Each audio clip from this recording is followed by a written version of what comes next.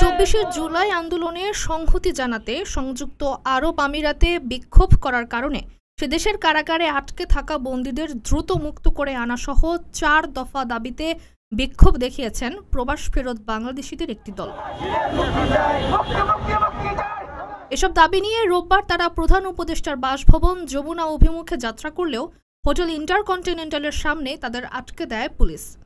আন্দোলনকারীদের অন্য দাবিগুলো হলো জুলাই 2024 আন্দোলনে ক্ষতিগ্রস্ত প্রবাস ফেরত সকল প্রবাসী রেমিটেন্স যোদ্ধাদের জুলাই প্রবাসী যোদ্ধা স্বীকৃতি দেয়া, ক্ষতিগ্রস্ত প্রবাস ফেরত সকল প্রবাসীর যৌক্তিক ক্ষতিপূরণ সহ পুনর্বাসন এবং প্রবাস ফেরত সকল রেমিটেন্স যোদ্ধাদের রাষ্ট্রীয় তালিকায় অন্তর্ভুক্ত করা। এসব দাবি নিয়ে রোববার সকাল 11:30টার দিকে তারা যমুনার দিকে রওনা হন। তবে হোটেল ইন্টারকন্টিনেন্টালের সামনে পুলিশ তাদের আটকে দেয়। সেখানে তারা দাবি আদায়ের নানা স্লোগান দিতে থাকেন।